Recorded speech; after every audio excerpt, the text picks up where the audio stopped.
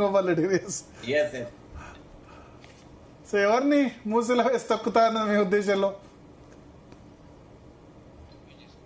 Yes, unmute చేసి మాట్లాడండి sir Narendra Gopal Reddy గారు. ఓకేనా?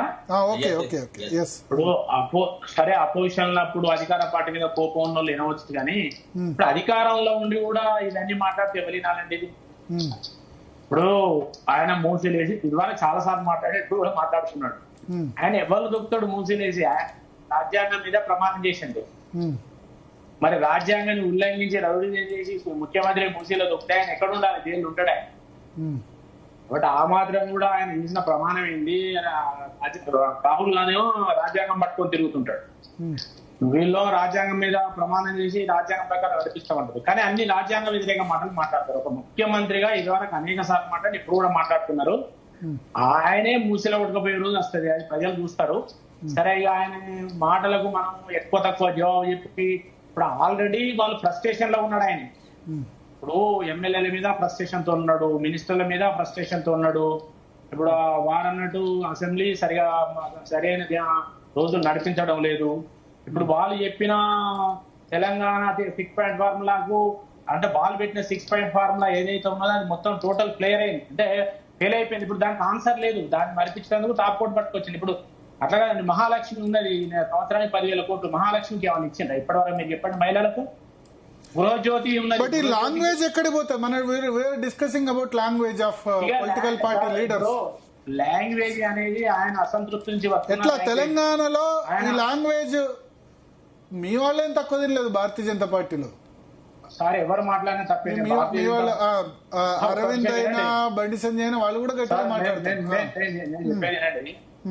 చట్ట వ్యతిరేకంగా అన్పార్లమెంట్ ఏ పార్టీ మాట్లాడినా తప్ప, నా పార్టీ ఈ పార్టీ అని ఏం లేదు. అది తెలంగాణ ప్రజలను ఇట్లాంటి తిట్టు తిడితే నచ్చుతారని తెలంగాణ ప్రజల యొక్క నైతిక స్థాయిని కానీ వాళ్ళ నైతిక విలువను కరెక్ట్ కాదు, అది కాదు.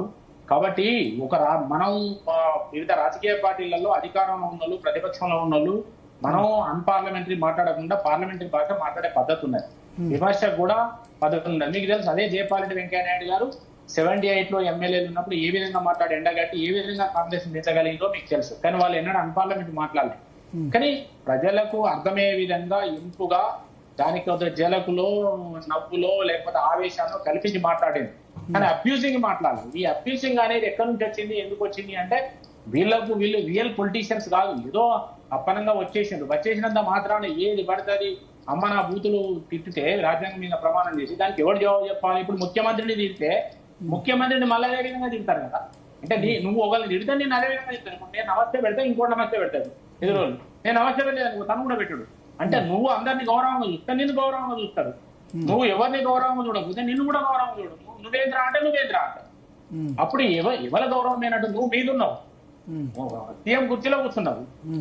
మరి సీఎం కుర్చీలో కూర్చున్నా సీఎం కుర్చీ యొక్క విలువ కాపాడడం వద్ద. కేసీఆర్ కూడా అట్లనే మాట్లాడారే, ఈ సీఎం కూర్చున్న ఎడమకాలు చెప్తూ సమానం ఆయన కూడా అన్నాడు. ఆనాడు కూడా విమర్శించడం.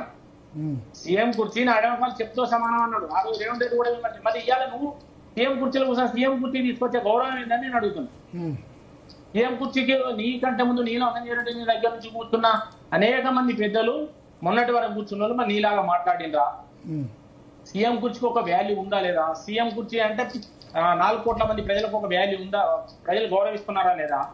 ఆ గౌరవాన్ని దక్కించే విధంగా మీరు ఎందుకు మాట్లాడతారు? మీరు మాట్లాడేటే అబద్ధాలు, మీరు ఇచ్చిన హామీలు నెరవేర్తారు, పైకి వెళ్ళి ప్రతిపక్షాలను బూతులు తిడతారు, అన్పార్లమెంట్ మాట్లాడతారు, రాజ్యాంగ వ్యతిరేకంగా మాట్లాడతారు, రౌడీలు మాట్లాడు.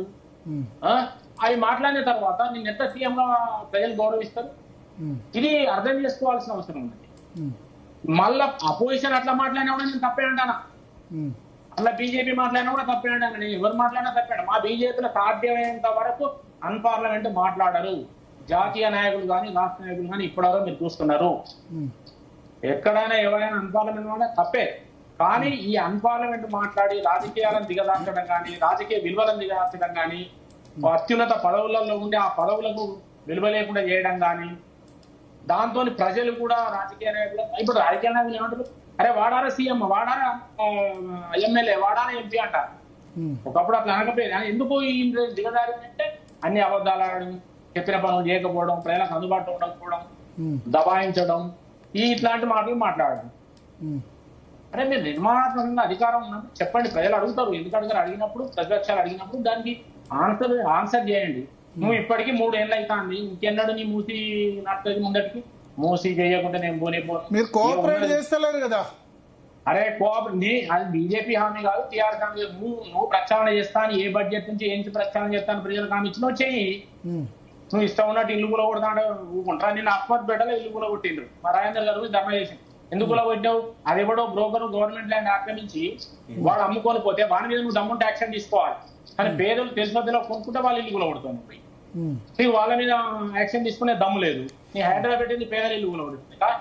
అట్లా ప్రతి ఒక్క ప్లమ్ ఏరియాలో పోయి గవర్నమెంట్ ల్యాండ్ వాడు కూడా ఆక్యుపై చేసి వాడు అమ్ముకొని పోతే వాడిని ఎందుకు జైల్లో పెట్టావు?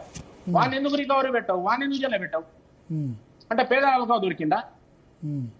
నువ్వు ఇందిరమ్మ ఇల్లు కట్టిస్తా అంటావు, పేదని ఇల్లు కూడా కొడతావు. ఇలాంటి చర్యలు, ప్రజా వ్యతిరేక చర్యలు, ప్రజలను ఇబ్బంది పెట్టే చర్యలు, ప్రతిపక్షాలను ఎట్లా పడతారు? మూసీలో నువ్వు ఏమీ చేయలేవు. ఇప్పటికి నేను చెప్తున్నా, మూసీలో ఇప్పుడు ఇంచు కదినదా ఇప్పటి వరకు? ఇంకా 2 సంవత్సరాలు అయితే ఎలక్షన్ 2 స్టార్ట్ అయితే ఇంకా నువ్వు స్టాప్ చేసేది అన్నాడు. నేను డబ్బులు ఎక్కన్నాయి, రిహాబిలిటేషన్ డబ్బులు ఎక్కన్నాయి. ఆ పక్క మూసి కట్టు ఇటు కనుక నువ్వు తొలగించేది ఉంటే వాళ్ళకి కాంపెన్సేషన్ ఇవ్వాలి. ఎక్కడున్నా ఏం లేవు. దాని ప్యాకేజ్ మీకు ఎటు పోయి పైసలు కావాలి. తెలంగాణ రాష్ట్రం అన్నపూర్ణ అనుకుంటే ఇవాళ దాన్ని అవిటిదాన్ని చేసి పారేస్తారు. వాళ్ళు ఉన్నప్పుడు, టీఆర్ఎస్ ఉన్నప్పుడు అదే విధంగా చేసి అప్పుల పాలు చేసి వాళ్ళు ఇష్టం ఉన్నట్టు వాళ్ళు కుటుంబ పార్టీలు బాగుపడ్డాయి. ఇవాళ వీళ్ళు వచ్చినాక వీళ్ళు మళ్ళా తుమారావని వీళ్ళు మొదలు పెట్టింది. కాబట్టి 2 పార్టీలు ఆ విధంగానే చేసినాయి కదా. కత్తి వెంకటస్వామి గారు